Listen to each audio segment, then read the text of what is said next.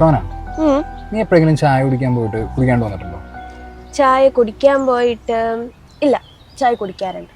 ചിലപ്പോൾ കോഫി കുടിക്കും, അല്ലെങ്കിൽ ബൂസ്റ്റ് കുടിക്കും. അല്ല, എന്താ അങ്ങനെ വെച്ചേ?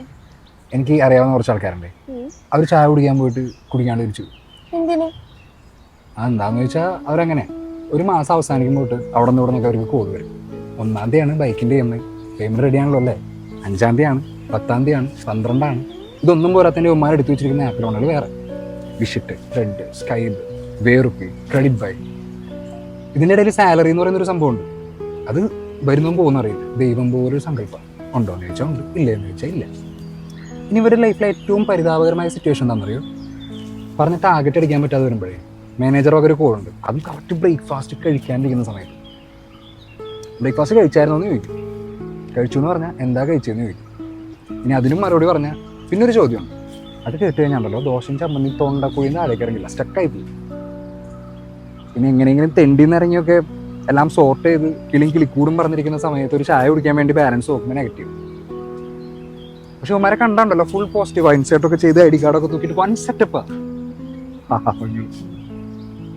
അല്ല, അതിലിപ്പോ ഇവിടെ പറഞ്ഞ അല്ല, എന്തെങ്കിലും കണ്ടന്റ് വേണ്ടേ സംസാരിക്കാം. ഇയാൾ എന്തിനാ പെണ്ണ് വയ്ക്കാൻ വരാത്തെ? അടുത്ത മഴയ്ക്ക് മുമ്പ് ഇങ്ങനെ ഞാൻ കെട്ടും. ഇങ്ങനെ പോയാൽ മിക്കവാറും മഴക്കാലം മാത്രമേ ഉണ്ടാവുള്ളൂ. പെയ്യില്ല. ഒരിക്കൽ ഇടിച്ചു കുത്തി പെയ്യും. കട്ടയ്ക്ക് കൂടെ ഒന്ന് ഒലിച്ചു കൊണ്ട് നോക്കാം. മഴക്കോളെന്ന് പറഞ്ഞപ്പോഴേക്കും കൂട് വന്നു. ഹലോ, സാർ, ഞാനെത്താം. എനിക്ക് ലൊക്കേഷൻ അയച്ചാൽ മതി. എനിക്ക് ഇവിടുന്ന് അടുത്താണ്, ഒരു 10 മിനിറ്റ് വരെ ഉള്ളൂ. ശരി, ഞാൻ കളക്ട് ചെയ്യാം. ഓക്കെ,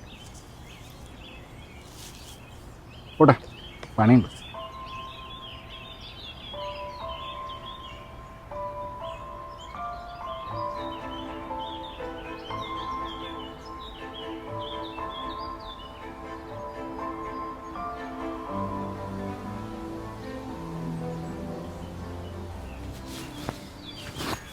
ഓട്ടെ.